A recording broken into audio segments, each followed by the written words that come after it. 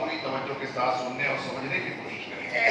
جو باتیں اچھی لگے اس پر خدا کا ذکر کریں, شکر کریں اور اس کو دوسروں تک پہنچانے کی بھی کوشش کریں, تاکہ ان جو تو شریعت کے اور اسلام کے ضروری مسئلے مسائل سے ہم بھی اور ہمارے دیگر اسلامی بھائی اور بہن بھی واقف ہو سکیں, اور جو بھی اعمال کریں وہ شریعت کی روشنی میں کریں تاکہ ادا ہو جائے. جب ادا ہو جائے گا تو انشاءاللہ اللہ تعالیٰ قبول بھی فرما لے گا. تو قربانی کے تعلق سے مسئلے مسائل کا جاننا اور قربانی کیا ہے, کیوں ہے, کیسے ہے, کب سے ہے, یہ ساری باتوں کا جاننا تمام مسلمانوں کے لیے بہت ضروری ہے. تو بغور سماعتمائیں فرماتے ہیں کہ فخر موجودات صلی اللہ علیہ وسلم نے ارشاد فرمایا کہ اچھے جانور قربانی کرو. نبی اسلام نے فرمایا کہ اچھے جانور کی قربانی کرو. بہت زیادہ لاگت, کمزور, ناپسندیدہ, بہت چھوٹا, ہلکا پھلکا ایسا جانور قربانی کرو کہ اچھے جانور. تو اچھے جانور میں سے یہی کہ پسندیدہ ہو, تندرست ہو, موٹا ہو, فربا ہو, باعتبار قیمت بھی اعلیٰ ہو, دیکھنے میں خوبصورت ہو, تاکہ اس سے انسان کو انسیت ہو سکے, محبت ہو سکے کہ کتنا پیارا تھا اس کو میں, لیکن اللہ کے نام کو قربان کرنا ہے, اس سے محبت ہو. تو نبی اسلام نے پہلی بات فرمائی کہ اچھے جانور قربانی کرو. اس کی ایک وجہ بیان فرمائی آقا اسلام نے کہ قیامت کے دن یہ تمہاری سواریاں ہوں. یہ قربانی کے جانور کل بروز قیامت تمہارے لیے سواری بن کر کے آئیں. تو آج دنیا میں ہر کوئی اچھی سواری چاہتا ہے, ہر کسی کا یہ خواہش ہوتی ہے کہ کتنی اچھی سواری مل جائے. بائک ہو تو, سائیکل ہو تو اچھی سے اچھی ڈھونڈتا ہے انسان, فور ویلر ہو تو جو بھی سوچتا ہے کہ اچھی سے اچھی سواری مجھ کو ملے آرام سے, تاکہ سفر میرا طے ہو جائے. اور فرمایا کہ ایک روایت میں ہے کہ حضرت علی کرم اللہ وجہ کریم نے یہ آیت پاک تلاوت فرمائی, جس میں اللہ فرماتا ہے کہ یوم نحشر المتقین الی الرحمن وفدا, کہ یہ تلاوت فرمائی کہ پلسرات سے گزرنے کے لیے ان کی سواریاں یہی قربانی کے جانور ہوں گے. فرمایا کل بروز قیامت لوگوں کو پلسرات پر سے گزارنے کے لیے یہی قربانی کے جانور ہی ان کے لیے سواریاں بنیں گے. اب ایسا نہیں کہ وہاں کوئی بھاڑے میں چلائے گا کہ دوسرے کے قربانی کا جانور دوسرے کے کام آئے گا, ایسا نہیں. جس کے قربانی کے جانور جو ہوں گے وہ ان کے کام آئیں گے, وہ ان کے کام آئیں گے. تو اب کوئی سوچے کہ تو ایک مرتبہ قربانی کو مہنگا, اچھا, مضبوط, خوبصورت جانور ہے, مرتبہ قربانی کرتے زندگی میں, اب ایک سواری کافی ہے پلسرات پر سے گزرنے کے لیے. تو پلسرات تو ایسا ہے کہ بال سے زیادہ باریک, تلوار سے زیادہ تیز, ایک روایت میں آئے کہ اور آگ سے زیادہ گرم. وہ پل ہوگا, راستہ جس پہ سے گزرنا ہے, گزر کے پھر انسان جو ایمان والا ہوگا وہ جنت میں جا پائے گا. تو اس پہ تو گزرنا آسان نہیں ہے. تو انسان چاہے گا, جیسے یہاں جب کسی کو سواریاں لمبا سفر کرنا ہوتا ہے تو سواریاں بدلتا ہے, وایا جاتا ہے, یہاں سے وہاں گیا, پھر وہاں سے وہاں گیا. ایسا نہیں کہ ایک سواری پہ بیٹھا اور یہاں سے ڈائریکٹ جا کر کے اتر گیا, ہے نا. یہاں سے یہاں جائیں گے, ایس ٹی منڈی تک جائیں گے, پھر وہاں سے کلیان تک جائیں گے, بامبے تک جائیں گے, پھر وہاں سے ٹرین پکڑیں گے, پھر وہاں سے جہاں اتریں گے وہاں سے دوسری گاڑی پکڑیں گے. کتنا بدلنا پڑتا ہے. سرکار اعلیٰ حضرت علیہ رضوان کا مجھے ان کی ایک تحقیق یاد آئی کہ حضور سیدنا امام حسین رضی اللہ عنہ جب کربلا کے لیے روانہ ہوئے, مدینے سے نکلے, مکے گئے, پھر اس کے بعد جب مکے سے روانہ ہوئے تو کربلا تک جانے کے لیے کہ ایک گھوڑا آپ نے لیا اور اس پر سوار ہوئے اور سر پر چلتے چلے گئے. لمبا سفر ہے, کئی 100 کلومیٹر دور ہے. جتنے دن میں آپ وہاں پہنچ گئے اتنے دن میں پہنچنا آسان نہیں تھا, اور آپ پڑاؤ کرتے ہوئے رکتے ہوئے وہاں پہنچے. تو لوگوں نے اس پر بھی اعتراض کیا کہ یہ کیسے ہو سکتا ہے کہ اتنا لمبا سفر اور اتنے کم دن میں کیسے پہنچ گئے وہاں پہ, کیسے وہاں پہ پہنچ گئے. تو اس کی تمام تحقیق دلائل کی روشنی میں اعلیٰ حضرت علیہ رحمۃ نوجوان نے فرمایا کہ آپ کیوں نہیں کہ ایک گھوڑا یا ایک اونٹ سواری لی اور اس پر سوار ہوئے چلتے چلے گئے، بلکہ آپ نے راستے میں گھوڑے بدلی، سواریاں بدلی کیا، سواریاں بدلی کی، گھوڑے بدلی کیے۔ مکے سے نکلے دوسرا گھوڑا تھا تو وہاں پڑاؤ کیا دوسری جگہ پر، تو وہاں سے دوسرا گھوڑا بدلی کیا آپ نے علاقے کے اعتبار سے کہ کس علاقے میں کہیں کی زمین پتھریلی تھی، کہیں کی زمین ریتیلی تھی، کہیں کی زمین مٹی والی تھی، تو اسی اعتبار سے گھوڑے امام وہاں مقام میں تبدیل کیا۔ یہ سب روایتوں میں موجود ہے۔ تو یہاں دنیا کا سفر جب ہم طے کرنا چاہتے ہیں تو بعض اوقات سواریاں تبدیل کرنے کی ضرورت پڑ جاتی ہے، اور بعض اوقات جو ہے تو بغیر تبدیل کیے راستہ طے نہیں ہونے والا ہوتا ہے، تبدیل کرنا ہی پڑتا ہے۔ تو اسی طریقے سے پلسرات کا سفر جو ہے، پلسرات پر سے گزرنا وہ سفر تو بہت کٹھن ہے، بہت مشکل ہے، تو وہاں کے لیے تو بہت ساری سواریوں کی ضرورت پیش آئی، اور میدان محشر جو ہے قیامت کے دن یوم حساب جو ہے وہ 50,000 سال کا ایک دن ہوگا۔ 50,000 سال، 50 سال نہیں یا 50 سال کی زندگی کتنے لوگوں کی دوبر ہو جاتی ہے، وہ 50,000 سال کا ایک دن ہوگا جو یوم حساب ہوگا، جس دن سب کا حساب ہوگا۔ اتنا کٹھن دن ہوگا کہ جیسے آدمی کوئی یہاں مارکیٹ سے کوئی سامان لینا ہو، کسی بڑی مارکیٹ میں مال میں جانا پڑ گیا اور کو کوئی ایک ہی سامان لینا ہے، یوں دکان پہ پہنچے اور لے کے چلے آئے، تو اس مارکیٹ میں جانے آنے میں بہت لگے گا، گھنٹہ 1 گھنٹہ لگے گا، یا اس چیز کو خریدنے میں تو 2 منٹ تک کام ہے، ایک سامان لیا دکان پہ پہنچا، سامان لیا، پیسہ دیا، لے کے آنے والا، باقی جو ٹائم لگے گا اس کے آنے جانے میں، سفر میں جو لگے گا وہ لگے گا۔ مگر جس کو دکان معلوم ہی نہیں ہے اور اتنا بھیڑ ہے اس مارکیٹ میں، اس میلے کہ جا کے سامان تو ایک ہی لینا ہے، 2 منٹ تک کام ہے، اگر اس کو معلوم ہے اور فٹ سے پہنچ جائے، بھیڑ بھاڑ نہ رہے، وہ کشادہ جگہ رہے، تو جائے اپنے مقام پر، دکان پر، ایک سامان لیا، پیسہ دیا، چل جائے، فٹ سے کام ہو جائے۔ مگر جب اتنا بھیڑ بھاڑ ہو، ازدحام ہو، لوگوں کا جو ہے تو جمع غفیر ہو، ایسے حالت میں اس کو اس دکان پر پہنچنا ہے، جب دکان میں پتہ نہیں معلوم ہے، ڈھونڈ کر پوچھ کر پہنچنا ہے، تو سامان لینے میں تو 2 منٹ لگنے کی بات ہے، مگر وہاں دکان تک پہنچنے میں 2-4 گھنٹہ بھی لگ سکتا ہے، اور جیسا کہ لگ جاتا ہے۔ تو حساب جو ہوگا یوم حساب قیامت کے دن، تو 4 گھنٹے میں سب کا حساب ہو جائے گا۔ یہ 50,000 سال لوگ بھٹکتے رہیں گے، خالی ڈھونڈتے رہیں گے، کوئی ملے ہماری شفاعت کرانے والا، کوئی ملے ہمارا گزار، یہاں سے وہاں، یہاں سے وہاں، روتے رہیں گے، چیختے رہیں گے، بھٹکتے رہیں گے۔ تو حساب تو کیوں ہونے والا ہے؟ 4 گھنٹے میں، روایت میں تو 4 گھنٹے میں حساب ہو جائے گا۔ پھر یہ 50 سال تک کیا ہوتا رہے گا؟ لوگ بھٹکتے رہیں گے، ٹھوکریں کھاتے رہیں گے، روتے گھنگھلاتے رہیں گے، اس کے پاس جائیں گے، اس کے پاس جائیں گے، کوئی سنے گا نہیں۔ آخر میں حضور علیہ السلام کے پاس جب پہنچے گے تو آقا علیہ السلام فرمائیں گے، انا رہا، انا رہا، آؤ میں ہی اس کے لیے ہوں، میں اس کے لیے، آؤ۔ تو میں کرتا دیکھا تو سواریوں کی ضرورت پیش آئی، ایک بات۔ دوسری بات یہ، جیسا کہ آپ نے پچھلے دنوں ہمیں سمجھ پایا کہ قربانی کا جانور جب بندہ قربانی کرتا ہے تو جیسا کہ صحابہ کرام نے عرض کیا، افضل اسلام میں قربانیوں میں ہمارے لیے کیا ہے؟ نبی اسلام فرمایا کہ اس کے ہر بال کے بدلے میں تم کو نیکی ہے۔ اور کتنے بال ہیں گن نہیں سکتے، ایک بکری کے بال گننا چاہو تو گن نہیں سکتے، ہر بال کے بدلے میں نیکی ہے۔ تو صحابہ کرام نے چونکہ اس موقع کی مناسبت سے وہاں دمبے اور بھیڑ مینڈے ہوتے تھے زیادہ، عرب نے کو کہا کہ یہ اون کے بدلے میں کیا؟ اون بہت ہوتا ہے، ایک دم اونچا ہوا رہتا ہے، نبی اسلام فرمایا اون کے بدلے میں، یہ نہیں کہ 10 اون کے بدلے میں ایک نیکی ملے گی، بلکہ فرمایا ہر اون کے بدلے میں بھی نیکی ملے گی۔ دوسری روایت جیسا کہ حضرت داؤد علیہ السلام نے اللہ کی بات کے اپنے عرض کیا تو اللہ نے فرمایا کہ ہر بال کے بدلے میں 10 نیکی ملے گی، 10 گناہ مٹا دیے جائیں گے اور 10 درجات اس کے بلند کر دیے جائیں گے۔ تو فرمایا کہ یہ ہے قربانی کا فائدہ۔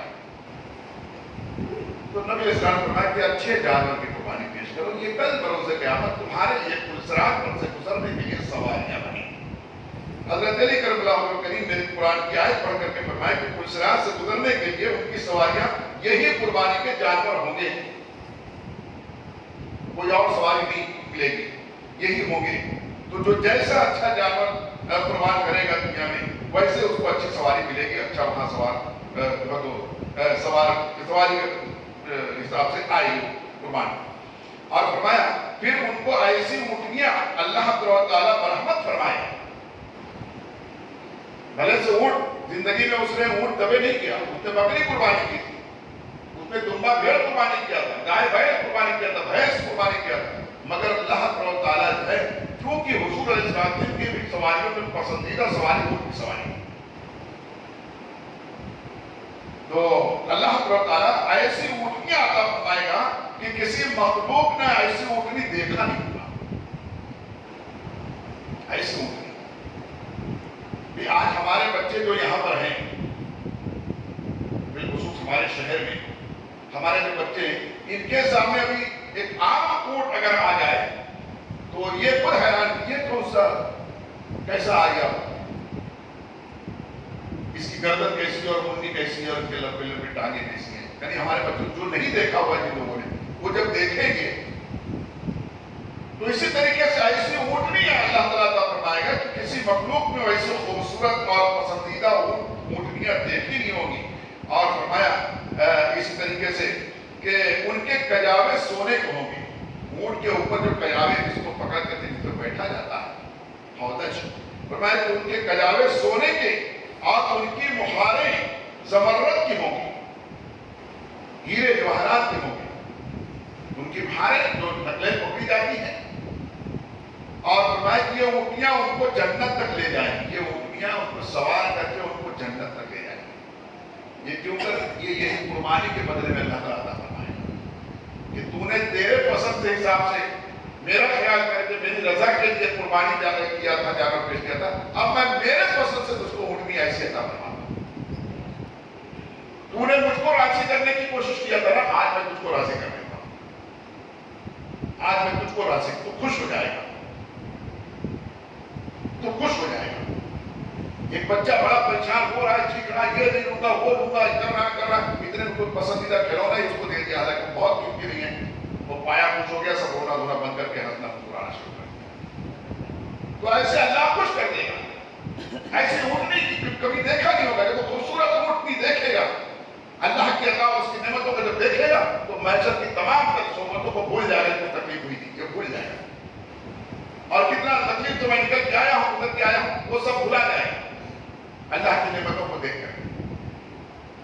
تو فرمایا کہ ایسی سواری اونٹنی عطا فرمائے گا جس کے سونے کے جو کجاوے ہوں گے اور اس کی مہاریں ہوں گی، زمرد کی ہوں گی، اور یہ اونٹنیاں ان کو جنت تک لے کے جائیں گی، جنت تک، جنت کے دروازے تک لے کے جائیں گی، اور فرمایا کہ اتنے قریب پہنچا دیں گی، جنت کے اتنے قریب، جنت کے گیٹ کے اتنے قریب پہنچا دے گی کہ وہ جا کر کے جنت کا دروازہ کھٹکھٹائیں گے، ایک دم دروازے کے پاس، کہتے ہیں نا بھائی ایسی گاڑی ہو اور ایسا راستہ ہو کہ بالکل دروازے پر گاڑی پہنچے، کہتے ہیں نا، تو فرمایا کہ ایسی اونٹنی کہ وہ بالکل جنت کے دروازے تک لے کے چھوڑے گی، جا کے یہاں تک کہ دروازے پہ کھڑے ہو کے وہ جنتی بندہ ایمان والا دروازے کو کھٹکھٹائے گی، دستک دے گا، اتنا قریب لے جا کے پہنچائے گی۔ اس لیے خود خوشی دل کے ساتھ، بڑے محبت کے ساتھ قربانی کرنا چاہیے، اس کا انعام کتنا زبردست ہے۔ یہ سب دنیا کو جانے والے ہیں، چھوٹنے والے، جو بچنے والا ہے وہ انتظام کرے اور وہ خوشی دل کے ساتھ، جس کو اللہ نے جیسا دیا ہے اس طرح سے اس میں کنجوسی اور بخل نہ کرے، بخیلی نہ کرے، کنجوسی نہ کرے، اللہ نے جس قدر دیا ہے طاقت اس میں جتنا بہتر سے بہتر ہو سکے کرے۔ یہ سب فلسفے قربانی ہے، فقط گوشت کھانے کے لیے قربانی نہیں ہے، فقط گوشت کھانے کے لیے قربانی نہیں ہے، ورنہ قربانی جو آغاز ہوئی تو وہاں گوشت کھانا، آدم کو تھوڑی تھی ابراہیم علیہ السلام، معاذ اللہ رب العالمین، جو آغاز سے قربانی ہے کہ اپنی سب سے پسندیدہ چیز کو اللہ کے راہ میں ذبح کر دو۔ انہوں نے اونٹنیاں ذبح کی، ایک رات خواب دیکھا تو اس کو اپنے اونٹنی ذبح کی، دوسرے رات پھر خواب دیکھا وہی کہ اپنی پسندیدہ چیز اللہ کے راہ میں ذبح کی، پھر اور سینکڑوں اونٹ بعض روایتوں میں آتے ہیں انہوں نے ذبح کر، وہ کیا گوشت کھانے کے؟ اس کے بعد پھر حکم ہوا کہ اپنی سب سے پسندیدہ چیز اللہ اللہ کے راہ میں قربان کرو تبھی کرو. تب کہا کہ میری زندگی میں سب سے پسندیدہ یہ ہے کہ ان کی اولاد ہے جو بڑھاپے میں میسر آئی ہے. تقریباً 100 برس کی عمر ہو گئی تب تو حضرت اسماعیل علیہ السلام پیدا ہوئے. تب کہا کہ وہ نہ ہو مسیح. پھر وہ وہاں سے قربان جو آپ یہ کر رہا تھا. گوشت کھانا مقصد نہیں ہے. آپ گوشت کھانا ہے وہ جائز ہے. وہ کھاؤ کھلاؤ بانٹو پکاؤ کچا کھلاؤ بانٹو پکا کے کھلاؤ بانٹو. وہ کو بیچنا پھینکنا نہیں ہے. کھانا جائز ہے لیکن فقط گوشت کھانے کے لیے قربانی کیا تو قربانی کی درست نہیں. تو اب یہ کرنا تھا خوب اچھی کوئی دلی کے ساتھ اچھی قربانی اللہ کی بارگاہ میں پیش کرنا چاہیے. تو اس کا یہ سارا انعام ملے گا کہ اللہ تعالیٰ ایسے ایسی سواری اس کے بدلے میں عطا فرمائے. فرماتے حضرت جابر بن عبداللہ رضی اللہ عنہ سے روایت ہے کہ صاحب الاولاد حضور صلی اللہ علیہ وسلم نے قربانی کے دن قربانی فرمائی. اور حضرت ام المؤمنین عائشہ صدیقہ رضی اللہ عنہا سے روایت ہے کہ آقا دو جہاں علیہ السلام نے فرمایا کہ جو شخص قربانی کے دن اپنی قربانی کے جانور کے نزدیک اس کو ذبح کرنے کے ارادے سے پہنچتا ہے تو اللہ تعالیٰ اس کو جنت سے نزدیک کر دیتا ہے. یا قربانی کے جانور کے نزدیک پہنچتا ہے قربانی کرنے کی نیت سے اللہ تعالیٰ اس کو جنت سے نزدیک کر دیتا ہے. جنت کے قریب کر دیتا ہے. اور فرمایا کہ آقا اسلام نے قربانی کے دن قربانی ہی فرمائی. یہ نہیں اٹھا کے پیسہ صدقہ کر دیا غریب کا بھلا ہو جائے. نہیں اور دنوں میں کرو نا بھلا. یا قربانی بھی کرو اور صدقہ بھی کرو. اللہ نے دیا ہے تو یہ نہیں کہ آج کچھ نہیں تمہارا آج سارا پیسہ قربانی میں خرچہ ہو گیا. ایسا نہیں. اللہ نے دیا ہے تو قربانی بھی کرو اور صدقہ کرو. گوشت بھی صدقہ کرو اور گیس بھی صدقہ کرو. پیسہ بھی کرو غریبوں کی مدد بھی کرو اگر اللہ نے دیا ہے. تو فرمایا کہ قربانی کے دن نبی علیہ السلام نے قربانی ہی کی. آج لوگ یہ کہتے ہیں دیگر مواقع سے ارے بھائی اتنا سب یہ کرنے کے بجائے کسی غریب کو دے دیے ہوتے ہو. یہی پیسہ اٹھا کر کسی غریب کو مسکین کو دے دیتے بیوہ کو دے دیتے یتیم کو دے دیتے. تب ایسا کہتے نا عید میلاد میں اتنا پیسہ خرچہ کر رہے ہو لائٹنگ لگا دی ہے. یہی پیسہ دوسروں کو غریبوں کو دے دیے ہوتے بھلا ہو جاتا.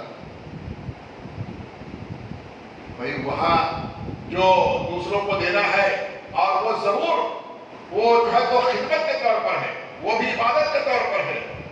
اور یہاں جو نبی اسلام کی ولادت کی خوشی میں سجانا ہے لائٹنگ کرنا ہے خرچ کرنا ہے لنگر کرنا ہے جو بھی کرنا ہے یہ محبت کے طور پر ہے. یہ عقیدت کے طور پر جس کو نبی سے جتنی محبت ہے اتنا وہ خرچ کرتا ہے اس موقع پر اس حساب سے کرتا ہے جس کو اللہ نے دیا ہے. تو کیا ضروری ہے کہ اسی کو روک کر غریب کو دے دو. اور پیسہ ہے اور رقم ہے اس کو دو نا.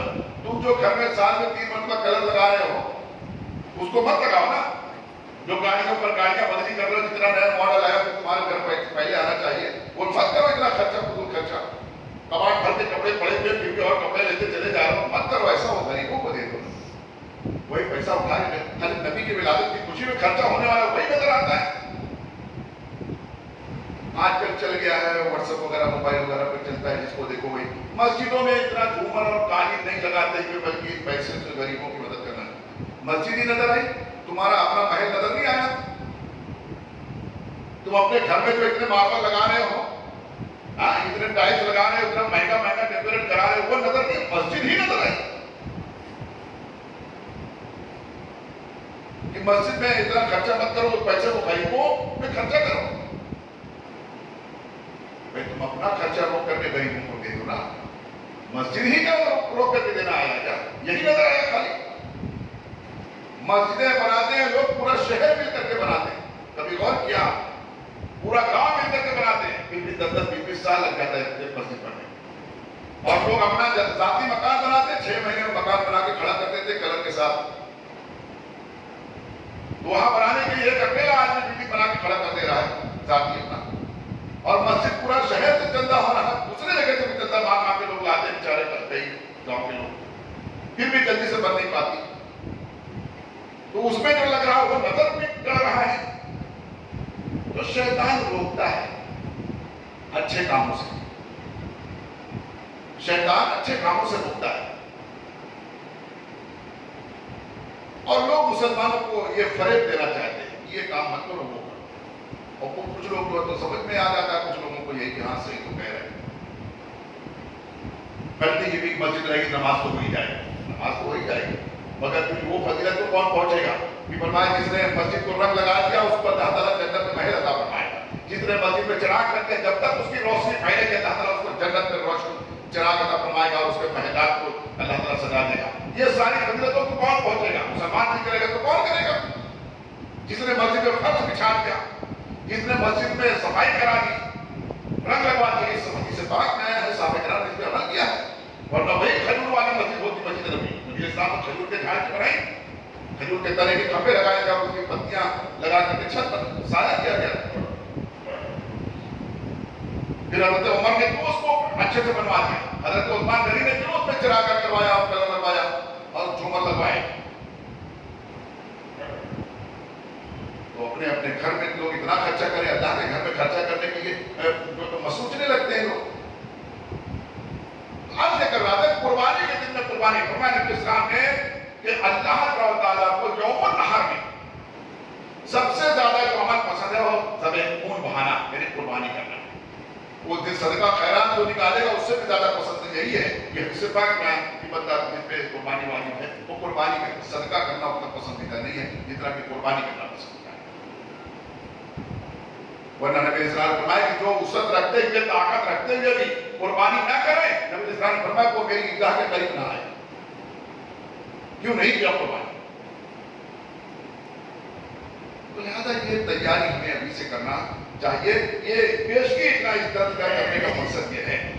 फरमाया कि जो शख्स कुर्बानी के दिन अपने कुर्बानी के जानवर के नजदीक आता है उसको ज़बह करने से अल्लाह ताला जो है उसको जन्नत के करीब पहुंचा देता है। और अल्लाह ताला और जब उसको ज़बह कर देता है तो उसके खून का पहला कतरा जमीन पर गिरते ही अल्लाह ताला उसको बख्श देता है।